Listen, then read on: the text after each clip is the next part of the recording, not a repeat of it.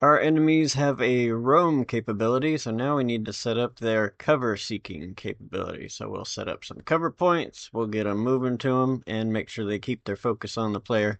Took a little bit to get to this one because I thought, let me go ahead and reset it up in this project to give a better indication of what we'll do. So let's do this. So let's go over into our project. And first thing we're going to need to do is actually establish some cover points for them. So we're not going to use the behavior tree. We're gonna do it in a different way. I think it works out. It'll make it to where we're able to give our enemy AI some objectives, like maybe they seek out an alarm. It'll also make sure that when they go to a cover point, there isn't somebody else going to it. So we won't have them lumping up on top of each other. We'll create a blueprint class of an actor and call it BP underscore cover point. And all we need in here is an arrow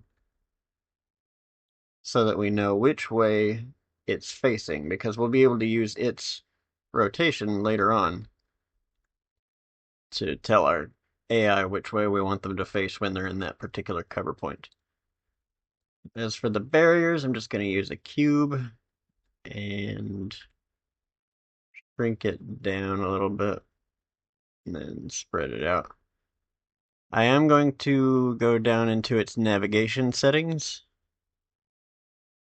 under advanced and click this can ever affect navigation. If you don't have this green on the ground, that's just with the P. Press the P key and it'll pop up. And if you hit this can ever affect navigation, we don't want any of our enemies to possibly get bumped over into that dead zone, because then they'll get stuck there and not be able to move. So we'll add another thing around this in order to keep them from getting too close, but that's just a little safety precaution. So we got one, say maybe there's another here. And then one more over here. And we'll get rid of a few of these enemies in a space like this. We don't want, let's say, I'll go 6 just like last time.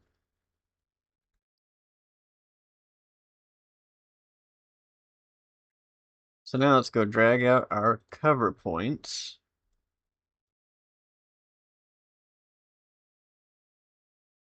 Characters.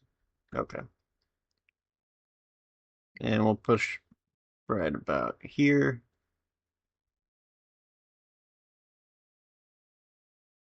Another one here. About 3 each barrier. We want just a couple more cover points than we have enemies, just as a little safety precaution and make sure they got plenty to pull from. Because the way we're going to do this is we're going to feed this into a battle manager, essentially, a little encounter manager that'll keep track of how many points we have, how many are open, who's trying to get where and do what with where, all that jazz. So now we have our cover points. Now we're going to set up that battle manager. So we'll go to blueprint class, create an actor, BP underscore, I'm going to call it encounter manager. Double click and open it up. And this is where the brains of things is going to go, essentially. I am going to add a cube to this side of it, just to drag it way up in the sky. And then I'm going to set that it is hidden in game in its details panel, so that when we drag it out, maybe a little bit higher than that, I can kind of look down and see, like if I'm on a map like this, I can go, okay, I got a battle here, battle here. Since ours is more of a mission-based kind of game, this will work out really well, I think. So we're going to get rid of everything for now. We need a reference to our cover points, because if we reuse this battle manager, we'll need to be able to update that. This will be a cover point reference that we're going to turn into an array and tick the little eyeball, so that when we go out here, we can highlight this. We can get access to that. So here's our cover points. These are the 9 we're going to use. So 1, 2, 3, 4, 5, 6, 7, 8, 9. Then we'll just go ahead and select them all in the little drop down.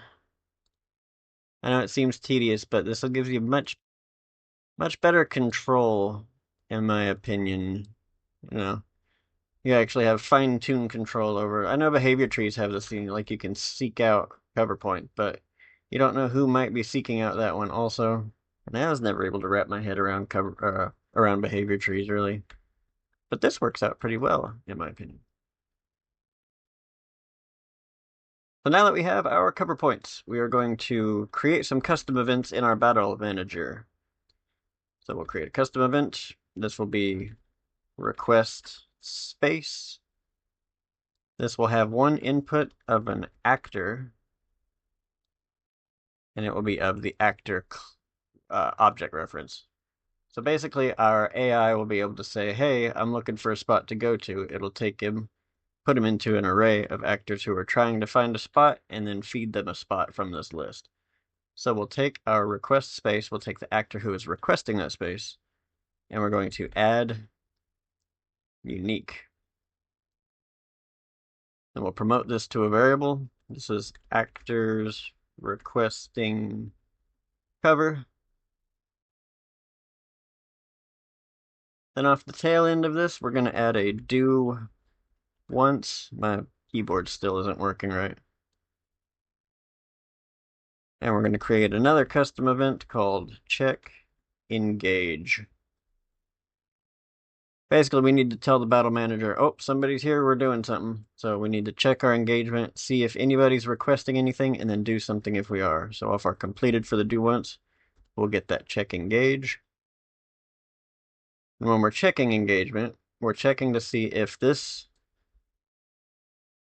array has a length greater than 0. If it does, we'll do one thing. If not, we'll say, all right, well, then we'll wait for the next one. So if the false, we'll do a delay and then just call our check engage again. Now, if we do, we need to tell it, oh, okay, you got someone requesting cover. Let's get a cover point, send it to them, and have them move to it. But then also remove it. And so we'll just do this. I'm going to create another custom event called assign cover point.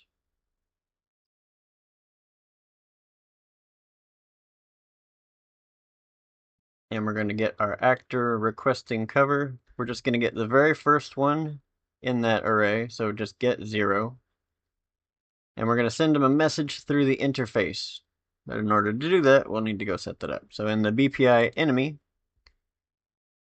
we'll add a function that is send cover point,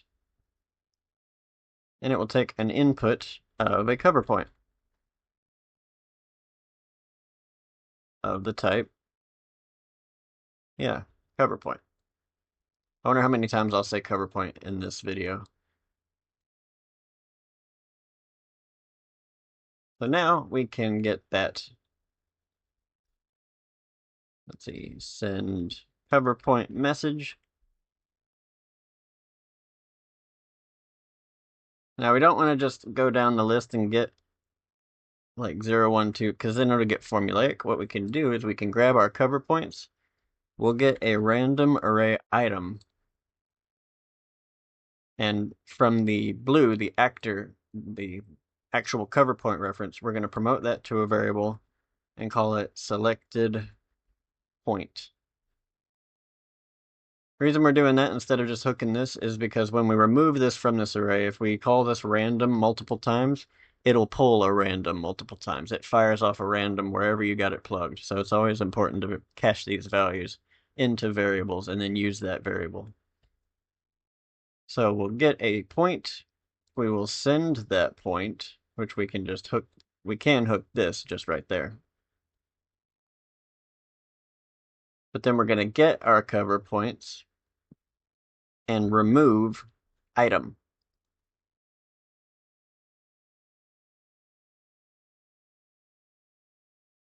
The item we want to remove is our selected point, so that the next time somebody comes through and does its thing, it won't pull the same one. So now up here on our true, if we do have somebody waiting, then we will assign that cover point.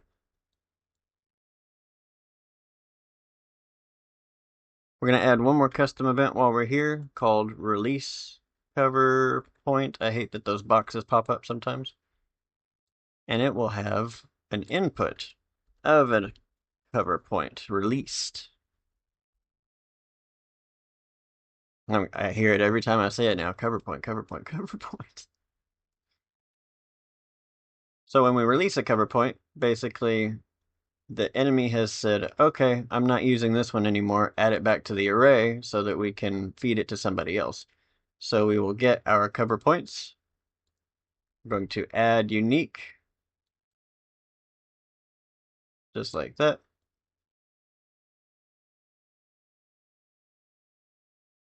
And that should be well and good.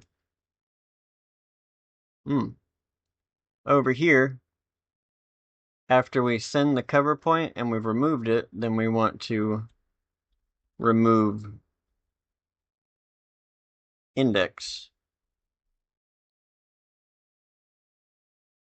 from our actors waiting, because he's no longer requesting cover. He's been given one. He is on his way to it. He's boogieing.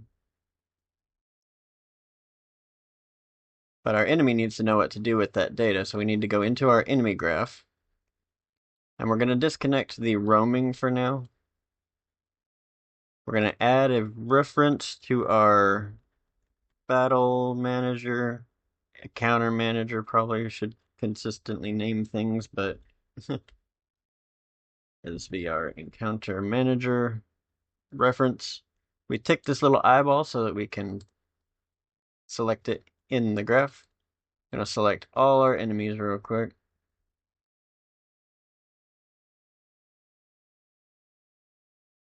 And then for all of them, just get that first encounter manager. Seems tedious, but you can rename these things and it'll still pop up. So you could rename this like field 1, field 2, so you know that, oh, I'm in field 2 now. Let me assign them to field 2.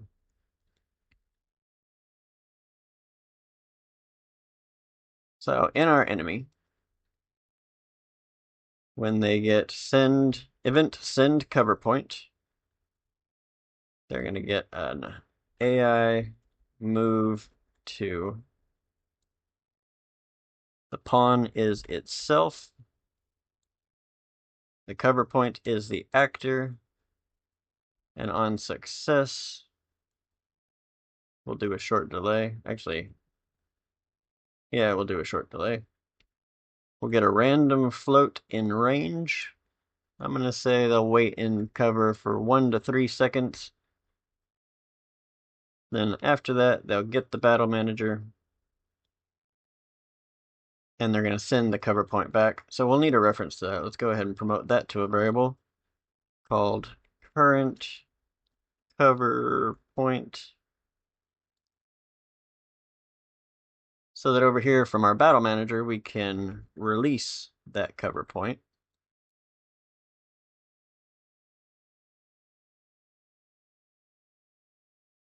Set it back to empty.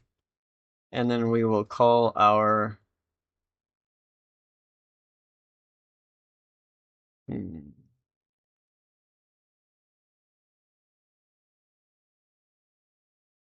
That's right, we didn't set up the request yet. So we need another custom event called request cover point, so that we can call that right here. Recover? What am I thinking? Request cover point. Now when we request a cover point, we'll drag this down. We'll get our battle manager and we'll call that request space. I need to be more consistent with naming. The actor is just a reference to self.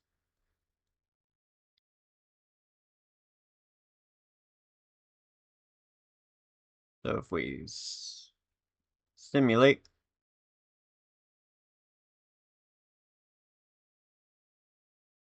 they'll do nothing. Why you do nothing? Oh, because on a begin play, we gotta, what did I call that? Request cover. All right. We gotta actually call that.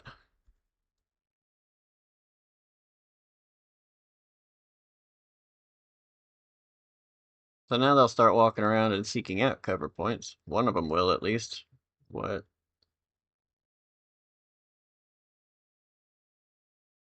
Well, one of them did it.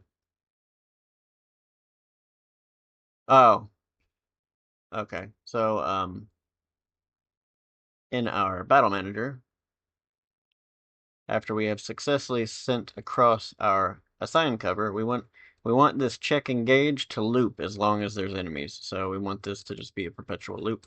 So make sure it all goes into the delay and then check engage so that it gets the next one and then does its thing over and over.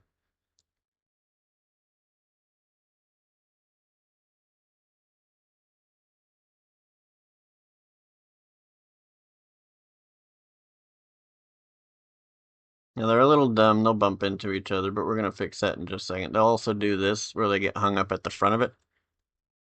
But what we can do for that is in our enemy blueprint, under character movement, we can use RVO. I forget what it's basically an AI avoidance. It's a little bit wonky, but it keeps them from getting too close to each other based on the size of this capsule, which I'm going to bump down actually.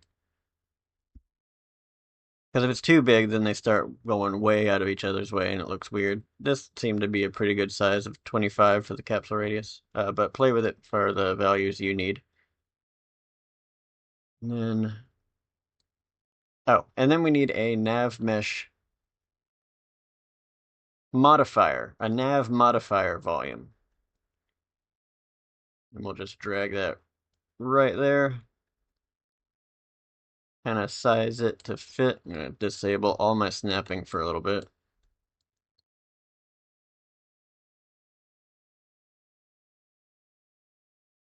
Now we don't want it to be cutting out the nav mesh underneath.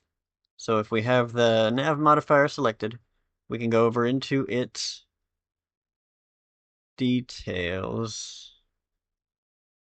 Where? Oh, it's at the very top. All right, at the very top, underneath transform, under default, there's an area class, and we have a few different options. So default does nothing. Low height turns it blue, basically says, hey, there's a low ceiling here. It says you can walk, but you actually can't. Don't go here. Null, which is where it just cuts the mesh out completely. But the very last one is obstacle. Basically, like it says, in general, represents a high-cost area that shouldn't be traversed by anyone unless no other path exists. And it'll turn it orange underneath so it knows, hey, that's a difficult spot to get through. I can do it if I need to, but I don't want to, essentially. We'll just drag this around to a few different to cover all our bases.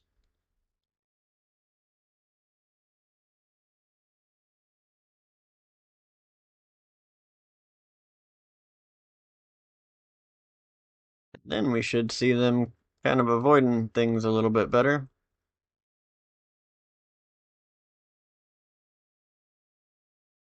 A little bit. Maybe that RVO needs to be bumped up a little bit, that capsule.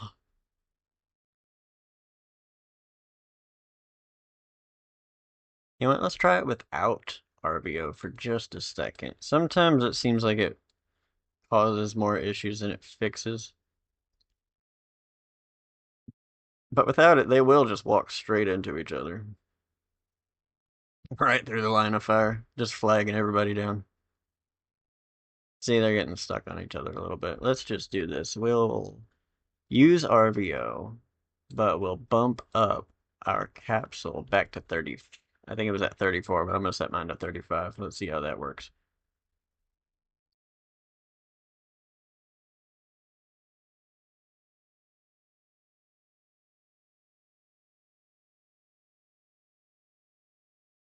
It kind of looks funny when they walk sideways like this, but we're going to set up strafing, so they'll actually be facing the player when they're looking for a cover point, and they'll blend through their different running animations and it'll look better. Plus, in combat, it would make kind of sense. You get tripped up over yourself and bump into somebody, maybe. So let's do the rest of that. So in our enemy, that's the roaming. So when we request a cover point, our enemy is in combat. So we will need to tell them, hey, up your move speed, face the player, things like that. So we'll set that they are aggressive because we're going to alter their animation a little bit. We are going to get the AI controller. The controlled actor is self because we're getting the AI of this actor. And we're going to set focus. This will let our enemy AI actually turn and look at the player, because the new focus is going to be get player character. I gotta get a new keyboard. That's ridiculous. Then after that, take our character movement and we'll set walk speed, and we'll set that. I think 350 looked pretty good. But of course, play with the values, for whatever you might need. So we haven't set up the animation side of it, but if we jump in, they should all be facing our player as they move. So they're seeking out cover, they're facing him, they're doing the running man sideways. It's a great time. Everyone's having fun. Except this guy.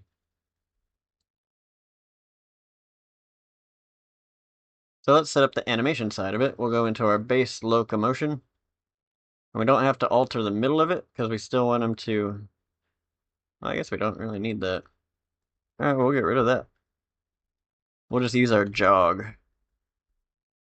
So we'll have a jog forward, left, right, and backward. We're setting his speed to 350, so he'll always be up above that until he's down here at idle. We can take our idle all the way across the bottom. Actually, we can just Control C and then Control V the empty spots. Makes it a lot quicker. We don't really need to worry about this one. Yeah.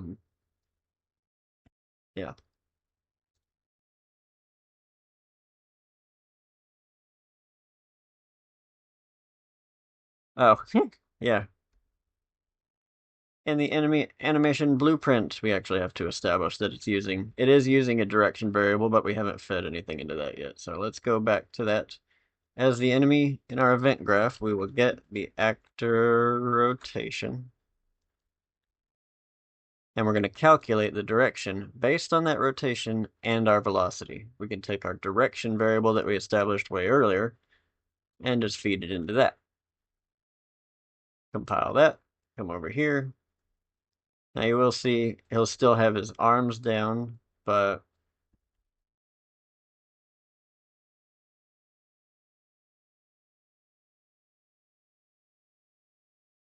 now the animations are a little wonky just because, it's a free pack, so you're not getting, not getting gold, but, you got the processes of it down now.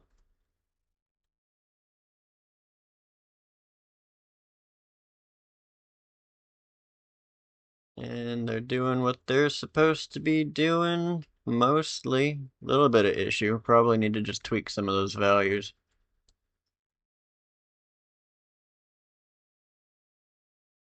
We can go back into the base locomotion and bump this grid division up to 8. I'm going to copy my left into what would be the forward left and my backward into what would be the backward left. So just take this one and move it closer to the center 1 point. That should give him a little bit smoother of a looking animation. Yeah, so they're all seeking out their spot. Oh, he glid. Glid? Glided? Is glid a word? Glid is not a word. He glided. Ugh. Anywho, so in order to adjust this, what we can do is we can take our blend pose.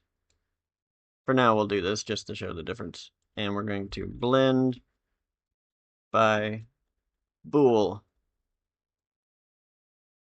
We're going to disconnect that because that's going to go into our false. So the idle rifle hip is in the false. We're going to put our idle rifle iron sights into the true because we're going to go back to our event graph and get that aggressive variable that we set and promote that. Be aggressive. The overwhelming urge to do the cheerleader chant. I don't know where that comes from. All right, let's plug that into that bool. Compile that. And now he should have his hands up like he's going to be shooting at us. Which, of course, he won't right now. But we'll work on that soon. Next thing we need to do is actually get them crouching behind cover. But as you see, they keep a lock on me.